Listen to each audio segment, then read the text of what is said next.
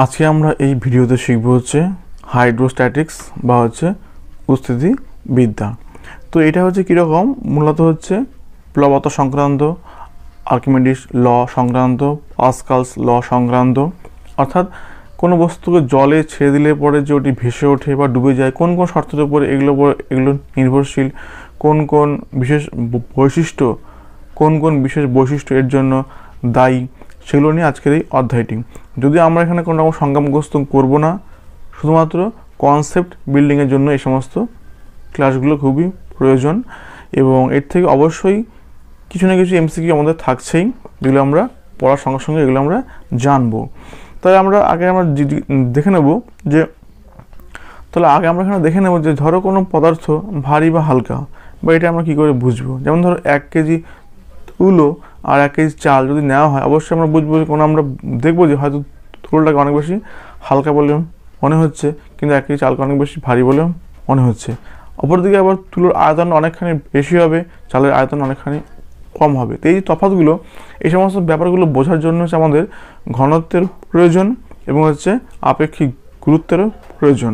তাহলে আমরা ঘনত্বটা বলবো কাকে? ওকে, ঘনত্ব আমরা বলবো কোনটাকে? কোনো একটি পদার্থের একক আয়তনে যে পরিমাণ ভর থাকে তাকে বলি আমরা ওই পদার্থের ঘনত্ব।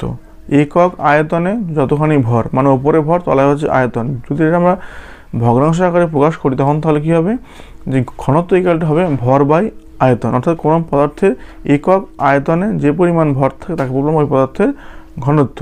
যেমন এসআই পদ্ধতিতে ঘনত্বের এককটি হচ্ছে কিলোগ্রাম পার ঘন মিটার, মানে মিটার কিউবের অর্থ হচ্ছে ওটা ঘন মিটার। আবার সিজিএসে হচ্ছে ঠিক একভাবে হচ্ছে গ্রাম পার ঘন সেমি। ওকে, আর যেমন জলের ঘনত্ব হচ্ছে 1000 কিলোগ্রাম পার ঘন মিটার, এটা হয়। আবার সেমিতে মানে সিজিএসে করলে হয় 1 গ্রাম পার ঘন সেমি, মানে সেমির কি বলতে হচ্ছে ঘন সেমি। ঠিক আছে, ঠিক এইভাবে আমরা কয়েকটিখানে আমরা পদার্থের ঘনত্ব আমরা দেখে নেব, যেগুলো আমাদের এমসিকিউর জন্য প্রয়োজন, ওকে, বা অঙ্কের জন্য কিন্তু এগুলো আমাদের প্রয়োজন। যেমন অ্যালকোহলের ঘনত্ব হচ্ছে 790 কিলোগ্রাম পার ঘন মিটার, অ্যালুমিনিয়ামের হচ্ছে 2700 কিলোগ্রাম পার ঘন মিটার, তামার হচ্ছে 8900 কিলোগ্রাম পার ঘন মিটার, সোনার 19300 কিলোগ্রাম পার ঘন মিটার, সীসার হচ্ছে 11300, পারদের হচ্ছে 13600, প্ল্যাটিনামের হচ্ছে 21500 কিলোগ্রাম পার ঘন মিটার, সবগুলোই তাই। এবার দেখবো আমরা আপেক্ষিক গুরুত্ব আমরা কাকে বলবো। কোনো একটা বস্তুখণ্ডের ভর এবং 4 ডিগ্রি উষ্ণতায় ঠিক ওই বস্তুর সমান আয়তনের জলের ভরের যে অনুপাত, তাকে বলবো ওই পদার্থের বা ওই উপাদানের আপেক্ষিক গুরুত্ব। অর্থাৎ কোনো একটা বস্তুখণ্ড নিয়েছি, এবার এই বস্তুখণ্ড আমরা যদি জলে ছেড়ে দিই, তাহলে ওই বস্তুখণ্ড ঠিক যে পরিমাণ জলকে অপসারিত করবে, ওটা হচ্ছে ওই বস্তু আয়তন। তাহলে ওই আয়তনের জলের ভর যা হবে, এই দুটো যে অনুপাত, তাকে বলবো আমরা ওই পদার্থের আপেক্ষিক গুরুত্ব। ওকে, এবার আপেক্ষিক গুরুত্ব যেহেতু দুখানা ভরের অনুপাত, সে কারণে আপেক্ষিক গুরুত্বের কোনো একক হয় না, আপেক্ষিক গুরুত্বের কোনো রকম একক থাকে না। ওপরের টেবিল থেকে আমরা কি দেখলাম, আমরা এখানে বলতে পারি যে পারদের আপেক্ষিক গুরুত্ব হচ্ছে 13.6, সোনার হচ্ছে 19.3, মানে ওদের যে ঘনত্বটা দেওয়া আছে ওই ঘনত্বটা হচ্ছে ওদের আপেক্ষিক গুরুত্বের সমান। ওকে, এবার ধরো চাপ আছে, চাপটা বলবো আমরা কোনটাকে? কোনো বস্তুর প্রতি একক ক্ষেত্রফলে লম্বভাবে প্রযুক্ত বলকে বলবো চাপ। অর্থাৎ কোনো একটা বস্তুর আছে, ওর কোনো একক ক্ষেত্রফলে, এর অর্থ কি? অর্থাৎ 1 বর্গ সেন্টিমিটার বা 1 ঘন মিটার। একক ক্ষেত্রফল মানে হচ্ছে যার দৈর্ঘ্য এবং প্রস্থ হচ্ছে 1 ঘন সেমি, মানে 1 সেমি মানে 4 দিকে 1 সেমি করে আছে, বা 4 দিকে 1 মিটার করে আছে। তো একক বর্গ ক্ষেত্রফলে, একক ক্ষেত্রফল একক বর্গ সেমি বা বর্গ মিটারে প্রযুক্ত বলকে বলবো হচ্ছে চাপ। এসআইতে হচ্ছে চাপের এককটা হচ্ছে নিউটন পার বর্গ মিটার। ওকে, বা হচ্ছে পাস্কাল। এটা আমরা জানবো অবশ্যই, এটা কিন্তু আমাদের এমসিকিউ, এটা আমরা অবশ্যই মনে রাখবো। ওকে, যাবো আমরা নেক্সট জায়গাতে, বল এবং চাপের ভেতরে পার্থক্য আছে, এটা আমাকে একটু বোঝার জন্য একটু আমরা দেখে নেব। এখানে দুখানা ইট এখানে দেওয়া আছে, একটাকে এতে রাখা আছে, আরটাকে হচ্ছে সাইড করে দাঁড় করিয়ে রাখা আছে। এবার যদিও দুখানা ইটের যেহেতু ভর একই, ফলে উভয়ে কিন্তু সমান বল প্রয়োগ করছে, বল কিন্তু সমান। ওকে, কিন্তু যেহেতু যে ইটটি খাড়া করা আছে ওটির কিন্তু সংস্পর্শ ক্ষেত্রফলটা কম, মানে ওটা কম জায়গার ওপর স্পর্শ করে আছে, মানে এটি আর কি, এটি খুব কম জায়গায় স্পর্শ করে আছে। অপরদিকে যেটা আর কি এইভাবে আছে রাখাও কিন্তু অনেকখানি জায়গা স্পর্শ করে আছে, ফলে কী হবে, যেটির ক্ষেত্রফলটা কম হয় ওটা চাপটা অনেক বেশি হয়, আর যার ক্ষেত্রফল অনেক বেশি হয় ওটা কিন্তু চাপ অনেক কম হবে। যে কারণে দেখবে যদি আমরা ভোঁতা ছুরি দিয়ে কাটি আমাদের অনেক বেশি বল প্রয়োগ করতে হয়, কারণ ওর চাপটা কম হয়। অপরদিকে আবার যদি ধারালো ছুরি দিই তখন আমরা ওর চাপ কিন্তু অনেক বেশি হয়, সেটা সহজেই ফল কেটে ফেলা সহজ হয়। ওকে, এমন আরও কিছু এক্সাম্পল আছে, যেমন ধরো রেল লাইনে তলায় দেওয়া হয় কাঠের স্লিপার, সেক্ষেত্রে কিন্তু চাপটি কমানোর জন্য এটি আমরা প্রয়োগ করে থাকি ওখানে। ওকে, এবার দেখবো যে তরলের চাপ।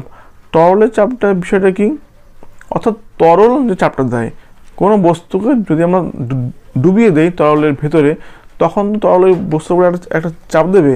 এই তরল যে বস্তুর উপর চাপ দেয় এই চাপটাকে বলবো আমরা হচ্ছে তরলের চাপ। যেমন ধরো কোনো একটা বিন্দুতে তরলের চাপ সমস্ত দিকেই হচ্ছে ক্রিয়া করে।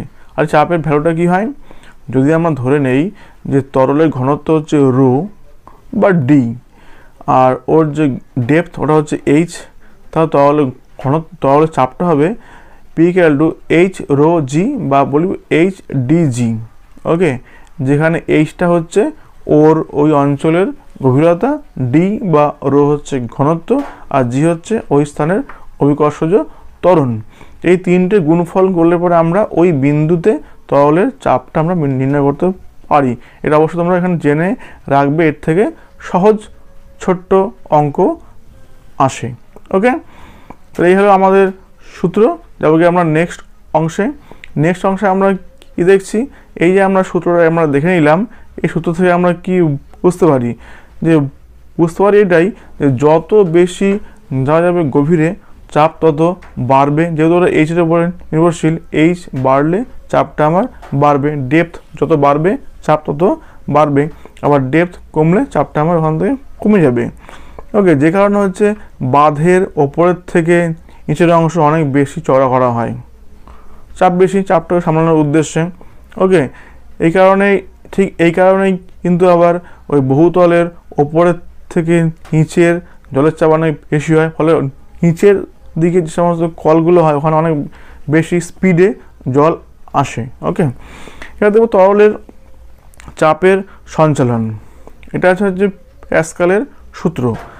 আবদ্ধ স্থির তরল, আবদ্ধ বলতে কি যেদিকে না একটা বদ্ধ জায়গাতে আছে, ওর বাইরে কিছু নেই, আটকানো অবস্থায় আছে, আবদ্ধ স্থির তরলের যে কোনো অংশে চাপ প্রয়োগ করলে তরল সেই চাপটি অপরিবর্তিত মানে, কোনো চেঞ্জ হবে না, অপরিবর্তিত মানে সব দিকে ছড়িয়ে দেয় সমানভাবে, এবং সঞ্চালিত চাপ তরল সংলগ্ন পাত্রের গায়ে লম্বভাবে ক্রিয়া করে। অর্থাৎ ধরো কোনো একটা বল আছে, একটা প্লাস্টিকের বল আছে এমন জায়গাতে, ওর মধ্যে জল ভরা আছে, এবার আমি কোনো একটা জায়গাতে আমি চাপ প্রয়োগ করলাম, কোনো একদিক দিয়ে চাপ প্রয়োগ করি আমরা, যে চাপটা আমরা প্রয়োগ করলাম ঠিক সেই চাপটা সমানভাবে তরলের সমস্ত অংশে ছড়িয়ে যাবে, অর্থাৎ ওই চাপটা আমার তরলের সমস্ত অংশে ছড়িয়ে যাবে, এবং ওই চাপটা পাত্রের সংলগ্ন জল সংলগ্ন যে পাত্র আছে তার উপর লম্বভাবে ক্রিয়া করবে, এবং চাপটা সমানভাবে ওই পাত্রের গায়ের ওপর লম্বভাবে ক্রিয়া করবে।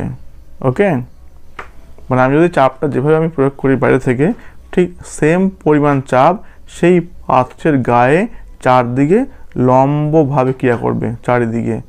ঠিক আছে, এটা একটা খুব ভালো ইয়ে দিয়ে দেখানো যায়, যদি এই প্লাস্টিকের বলের গায়ে যদি আমরা ছিদ্র করে দেই তাহলে দেখব যে সব দিকে সমানভাবে জল বাইরের দিকে এসে পড়বে।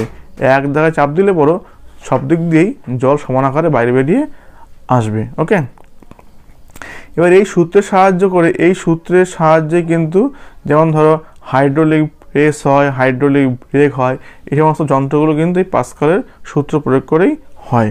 এবার যাবো কি আমরা যে বায়ুমণ্ডলীয় চাপে। বায়ুমণ্ডলীয় চাপটা কি? পৃথিবীর চারদিকে যে বায়ুর স্তর আছে, তো এই বায়ুর স্তর যে চাপটা দেয় তাকে বলবো আমরা হচ্ছে বায়ুমণ্ডলের চাপ। অর্থাৎ এক্ষেত্রেও কিন্তু আমরা একটা একক ক্ষেত্রফলের উপরে আমরা ধরবো এবং লম্বভাবে যে চাপটা দেয়। ওকে, তাহলে সেটা আমরা কী বলবো, সেই সংখ্যাটা এখানে আমরা পাওয়া যায় কি না, সংখ্যা এখানে দেয়নি, কিন্তু ওইটাই একক ক্ষেত্রফলের ওপরে যে ঊর্ধ্বমুখী যে মানে নিম্নমুখী বল প্রয়োগ করে বায়ু, মানে একটা একক ক্ষেত্রফলের উপরে যে পরিমাণ চাপ প্রয়োগ করে বায়ু, তাকে বললাম আমরা বায়ুমণ্ডলীয় চাপ। আর এই বায়ুর চাপটা মাপার যন্ত্রের নাম হচ্ছে ব্যারোমিটার। এটা আমরা অবশ্যই মাথায় রাখবো, ঠিক আছে। এর মধ্যে এখানে আবার প্লবতা এসে গেছে। প্লবতার বিষয়টা কি? ধরো কোনো বস্তুকে আমি জলের মধ্যে ডুবে দিলাম, ওটা তো জলের মধ্যে ভাসবে। অর্থাৎ খুব সিম্পলি জলে ভাসার জন্য কি দরকার, মানে ওই বস্তুকে জল ওপর দিয়ে ধাক্কা দিচ্ছে, এই ধাক্কাটার নাম হচ্ছে আসলে প্লবতা। খুব সিম্পল ব্যাপার। ধরো তোমার সংজ্ঞাকারে আমরা কি বলবো, কোনো বস্তু তরলে আংশিক একটুখানি বা সম্পূর্ণ যদি ডুবিয়ে দেওয়া হয় তাহলে একটি ঊর্ধ্বমুখী বল প্রয়োগ করে, একটি ধাক্কা প্রয়োগ করে। এই ধাক্কা বস্তু যে আয়তনের তরলকে স্থানচ্যুত করে তার ওজনের সমান হয়। অর্থাৎ একটা বস্তুকে জলের মধ্যে ডুবে দিলাম, ওকে জলকে সরাবে, ও যে পরিমাণ জলটা সরাবে ওই সম পরিমাণ জলের যে ওজন ও ধাক্কাটা সমান সমান হবে। এই ঊর্ধ্বমুখী ঘাতকে আমরা বলবো হচ্ছে প্লবতা। ক্লিয়ার? হ্যাঁ। এবার এই প্লবতা হচ্ছে তরলের স্থানচ্যুত তরলের ভারকেন্দ্রিক ক্রিয়া করে।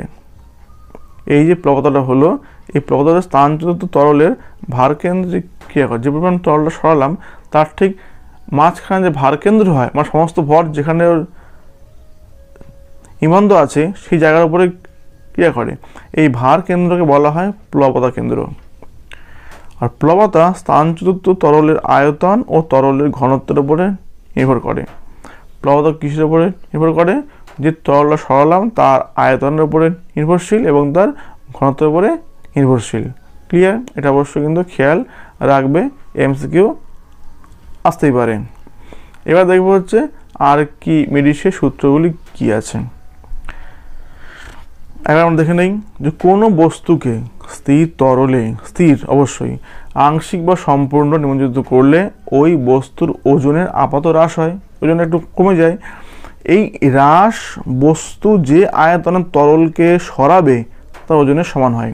অর্থাৎ কোনো একটা বস্তু যদি আমরা ডুবিয়ে দেই বা ছেড়ে দিই জলের ভেতরে, তাহলে ওর বস্তুর আপাত ওজন হ্রাস পাবে। মানে যেমন ধর আমরা যখন জলে নামিয়ে দেখবো আমার শরীরে একটু হালকা হালকা লাগছে, একটু ওজন একটু কমে যাচ্ছে। এবার এই সময় যে আয়তনের তরলটা আমরা ওখান থেকে সরিয়ে দিচ্ছি তার যা ওজন হবে সেই কমে যাওয়া ওজনটা তার সঙ্গে সমান হবে। অর্থাৎ আমি জলে নামলে যদি আমার শরীরের যে আয়তন ওটা যদি ধরো কিছু পরিমাণ, যে পরিমাণ জলটাকে সরাবে, ধরো সেটি 10 ঘনমিটার জলকে সরালো, এই 10 ঘনমিটার জলের যা ওজন হবে আমার ওজন ঠিক ততটুকুই কমে যাবে আপাতভাবে। ওকে, মানে আমি জলে নামলে যে পরিমাণ জলটি আমি সরালাম সেই সরানো জলের যে ওজন হবে আমার ওজনটি সেই পরিমাণে কমে যাবে। এটা হচ্ছে আমার সিম্পলি আর্কিমিডিসের সূত্র। এবার এই সূত্রটি কিন্তু হচ্ছে গ্যাসের ক্ষেত্রেও কিন্তু প্রযোজ্য। আর্কিমিডিসের ল হচ্ছে গ্যাসের ক্ষেত্রে অবশ্যই প্রযোজ্য। কোনো বস্তু তরলে যখন থাকে ডোবানো অবস্থায় তখন তার উপর দুখানা বল ক্রিয়া করে, একটা হচ্ছে নিম্নমুখী ওজন আর একটা হচ্ছে ঊর্ধ্বমুখী প্লবতা। একসঙ্গে দুখানা বল এইখানে কিন্তু কাজ করে। আর এই প্লবতার জন্যই হচ্ছে বস্তুর ওজনটা আপাতভাবে হ্রাস পেয়েছে। যে ধাক্কা মারছে, যে ধাক্কাটা দেয় ওই ধাক্কার জন্য হচ্ছে বস্তুর ওজনটা আপাতভাবে কমে যায়। ওকে, কিছু এক্সাম্পল এখানে দেওয়া আছে, যেমন মাছ জলে থাকলে একরকম হয়, ওপরে উঠে আসলে একরকম হয়। যেমন মাছ জলের ভেতরে একরকম হয়, উপরে উঠে আসলে একরকম হয়। এটা একটা এক্সাম্পল এখানে দেওয়া আছে। ঠিক একইভাবে দেওয়া আছে নদীর তলদেশে বোল্ডার থাকলে একরকম হয়, উপরে উঠে আসলে একরকম হয়। একটা এক্সাম্পল দেওয়া আছে, অত বেশি ডিটেলসগুলো প্রয়োজন হচ্ছে না। ওকে, এবার কোনো বস্তুর ওজন ও প্লবতার উপর নির্ভর করে বস্তুটি জলে ডুববে নাকি ভাসবে। ওকে, যদি প্লবতার থেকে ওজন বেশি হয় তাহলে ডুবে যাবে, আর যদি প্লবতা বেশি হয় তাহলে বস্তুটি অবশ্যই জলের মধ্যে ভাসবে। ওকে, যাবো কি আমার নেক্সট অংশে আমরা দেখে নেব। ভাষণের শর্তগুলো কি কি আছে? ভাষণের শর্ত কি? খুব সিম্পল, যেহেতু এখানে ভাষা হচ্ছে মূলত প্লবতার জন্য, যদি বস্তুর ওপরে প্রযুক্ত প্লবতা বেশি হয় তাহলে বস্তুটি ভাসবে, প্লবতা যদি কম হয়, ওজন বেশি হয়, বস্তুটি ডুবে যাবে। সিম্পল বিষয় এটি, ঠিক আছে। আর এই হচ্ছে বিষয়, এর থেকে আর কিছু বিষয় নেই। আর একটা বিষয় এখান থেকে আমরা দেখে নেব যে তরলে ভাসমান বস্তু নিজ ওজনের সমান ওজন বিশিষ্ট তরল অপসারণ করবে, 1 নাম্বার। এই দুটো শর্ত আমাকে পূরণ করতে হবে, এর থেকে কম করলে পরে এটি ভাসবে না। 2 নম্বর হচ্ছে বস্তুর ভার কেন্দ্র এবং প্লবতা কেন্দ্র একই উল্লম্ব রেখায় থাকবে, তাহলে এটি স্থিরভাবে ভাসবে, স্থিরভাবে, ঠিক আছে। নাহলে কিন্তু ওটি কিন্তু অবশ্যই কাত হয়ে যাবে, ঠিক আছে। যদি কিনা বস্তুর ভার কেন্দ্র যদি প্লবতা কেন্দ্র একই উল্লম্ব রেখা যদি না হয় তাহলে ওটি কিন্তু বস্তুটি অবশ্যই কিন্তু কাত হয়ে যাবে। এবার দ্বিতীয় শর্তটা একটা এখানে এক্সাম্পল ভালো করে দেখানো আছে একটা ছবি দিয়ে, এই ছবি দিয়ে একটু ভালো করে দেখানো আছে। দেখো এখানে কি আছে, এখানে বি হচ্ছে এখানে প্লবতা কেন্দ্র, এটি ওপর দিকে ক্রিয়াশীল, ওকে, বিটা। আর জি হচ্ছে এখানে আমার, জি হচ্ছে এই জিটা হচ্ছে আমার বস্তুর ওজনের কেন্দ্র, এটা হচ্ছে আমার নিচের দিকে ক্রিয়াশীল, ওকে। এবার দেখো কিন্তু এখানে দুটো উল্লম্ব রেখায় নেই, দুটো কিন্তু স্থান চেঞ্জ করা আছে, ফলে এক্ষেত্রে কী হবে, এটি ঠিক সমান, এটি কিন্তু লম্বা হবে, কিন্তু এখানে ভাসবে না, ভাসবে একটু কাত হয়ে, ঠিক আছে। উপরে একটা ব্যাপারটা সব সুন্দর করে এখানে লেখা আছে, যদি ভাষণের শর্ত অনুসারে W1 কিন্তু এখানে স্পষ্ট যে বিপরীতমুখী সমান দুটি বল একই লম্বরেখায় ক্রিয়া না করলে বস্তুটি সাম্যাবস্থা থাকবে না, ওকে। এক্ষেত্রে একটি টর্ক কাজ করবে, মানে এবার টর্কটা কি, মানে যে বলটা হচ্ছে বস্তুটিকে ঘোরাতে সাহায্য করবে, ঘুরবে আর কি বস্তুটি, সেই বলটা হচ্ছে টর্ক, ওকে। মানে একটা বস্তুকে একটা আবর্তনের সৃষ্টি করবে, ও স্থির না হয়ে ও কিন্তু সাইডে আসবে, এই যে ব্যাপারটা এটা হচ্ছে আসলে টর্ক, ওকে। ফলে আমরা কি শিখলাম, যে সাম্যাবস্থা থাকার জন্য অবশ্যই জি এবং বিকে একই উল্লম্ব রেখায় আমাকে থাকতে হবে। মানে যদি আমার এক্ষেত্রে ছবিতে যদি আমার বি আর জি একই উল্লম্ব রেখা থাকতো, একই সেম রেখা থাকতো, তাহলে এটি আমার থাকতো সাম্যাবস্থা, তখন থাকতো এটি এমন আকারেই, ওকে। কিন্তু ওটা সমান জায়গাতে নেই বলে ওটা সাইড হয়ে গেছে, ওকে, সাইড হয়ে গেছে। ভাসমান বস্তুর কোনো আপাত ওজন থাকে না।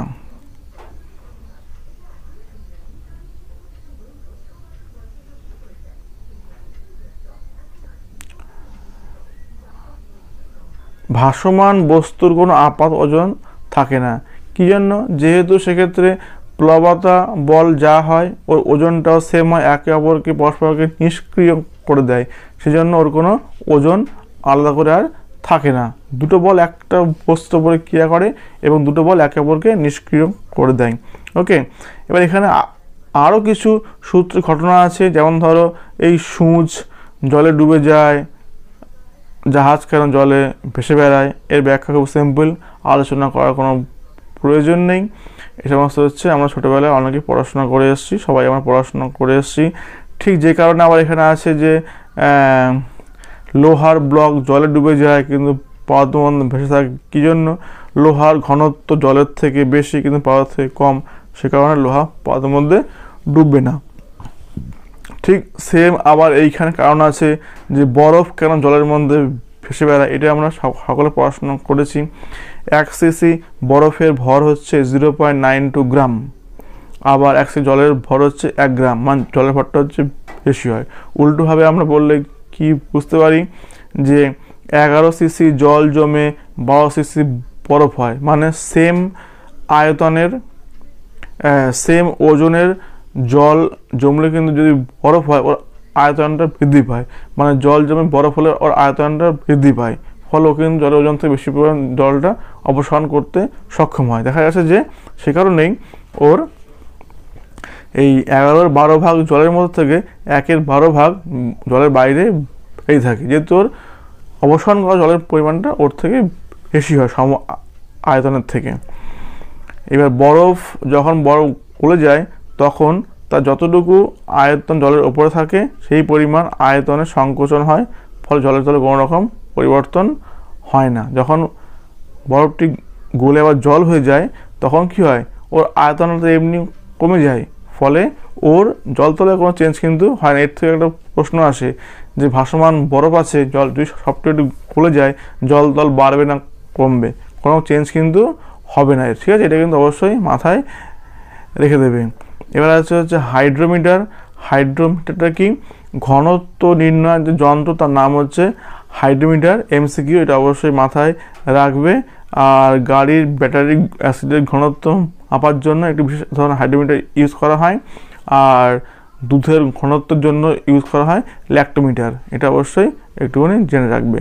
ওকে, তাহলে আজকে আমার এই অধ্যায়টি এত অবধি ছিল।